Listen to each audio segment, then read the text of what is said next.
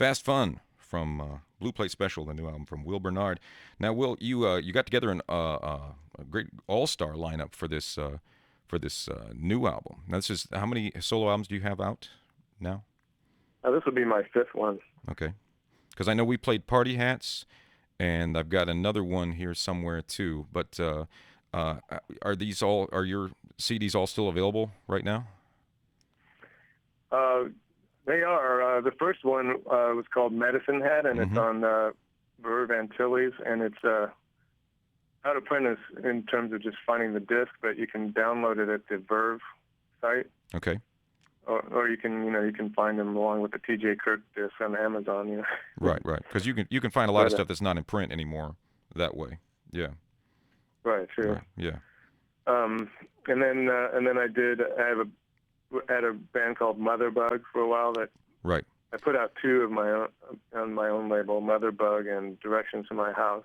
Yeah, we play Motherbug, the first track on there where you've got the guy on the phone, quite a bit. Yeah, that's Bruce Riley from The Coup. All right, that's a great track. We play that. We've opened the show with that many times. That's one of our big favorites. So so then the next album was called. I don't want to talk through that. Directions from My House. Okay, cool. Directions to My House. Excuse me. Right. And that was a trio with Ches Smith, who's this great drummer who plays with Mark Rebo now. Mm-hmm. It's more of a jazz sort of listening record, I guess you might say. Okay. And then after that was Party Hats? Party Hats, and then which was my first Palmetto record, and then Blue Plate Special. All right. Now on Blue Plate Special, you've got Andy Hess, who we know from John Scofield's band and Government Mule, John Medeski from Medeski, Martin and Wood, and Stanton Moore. You play in his trio, and he also plays with Galactic, one of our big favorites here. How were you able to put these guys together? How did you pick them, and how did the sessions work? Well, I had met John a number of times in the past, but 2 years ago, Jazz Fest New Orleans, we did a gig, Medeski and Stanton and myself. Mm-hmm. It was one of Stanton's gigs where Robert Walter couldn't make it. Right, there you go. To play with a lot of other organ players in that regard. But and we just had a blast, and playing with Medeski was like super easy, and we just kind of talked about we got to play more. So I was trying to think of a way we could do it, and then my second album, it seemed a pretty logical choice to have him and Stanton, and then Andy Hess. Those guys had both played with Andy in other contexts. Mm-hmm. In fact, I think they did one Scofield gig with that exact same band. Wow. So they were both down with Andy. I want to find somebody that could work with both those guys. What a terrific, bass player. Yeah, he just a terrific bass player, and I think he's still sort of a secret. I think too. I don't think that many people know about him just yet. But what an amazing player. And you recorded this. I think Stanton told us you recorded it in Pennsylvania earlier this year. Yeah, it was. And I think it was February. Mm-hmm. January, February.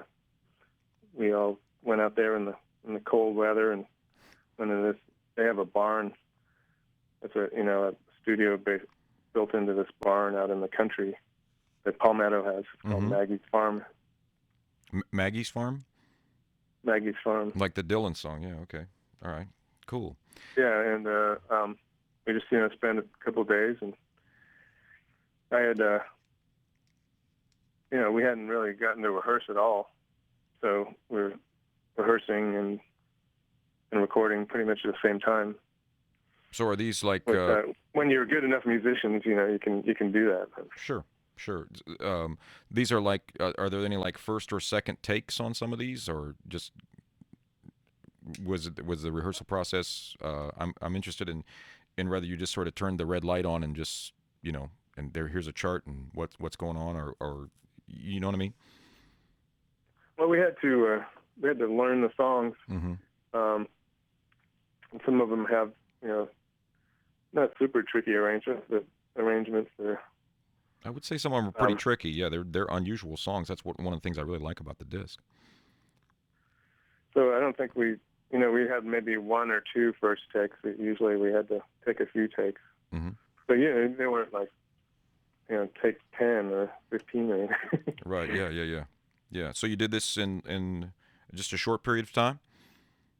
Yeah. I mean, it's funny because a lot of jazz records are made in, some jazz records are made in one day. Yeah.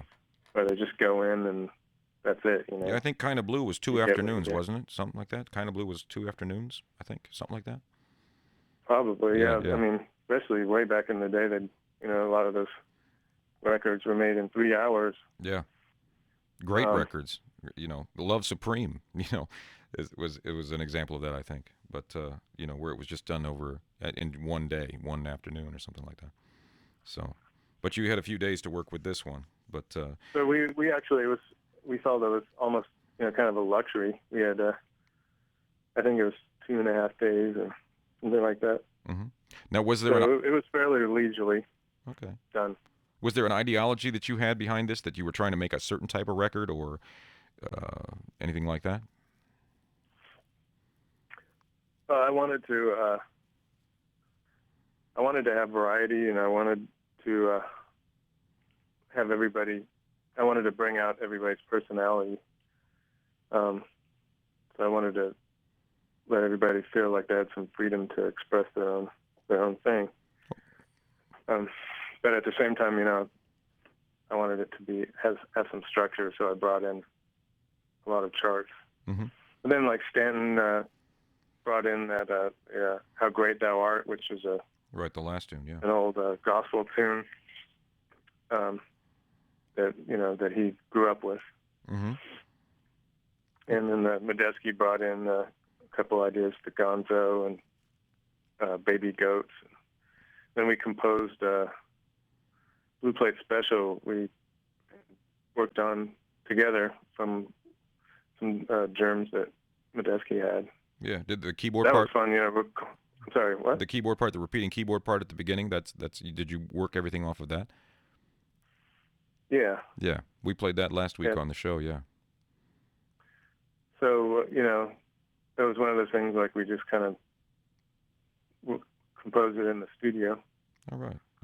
So tell us about Gen Pop. I'm going to play that next, and that's got a really interesting slide guitar in it, which you don't hear a lot on quote unquote jazz records, and we'll play that next. But tell me about that too.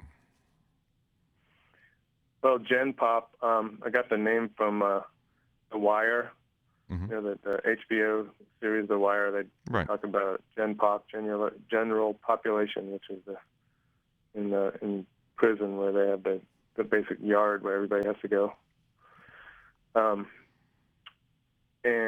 anyway, I wanted to have something a little more cinematic and atmospheric sounding. So that's quite a departure from the other songs, I think. Yeah, it is. Well, cool. And then also, I always like to have something that I feature my slide guitar on, because that's a little like kind of my little trademarks, Right. Yeah, that's one of the more noticeable things about the Stanton Moore Trio albums too. Is your slide guitar playing? You've done that some on Stanton stuff too. So that was the yeah. So we'll go ahead and play Gen Pop. We're talking to Will Bernard. He's got a great new album out called Blue Plate Special. We're going to play Gen Pop, and we'll be right back to talk to him a little bit more here on the Burnt Toast Show.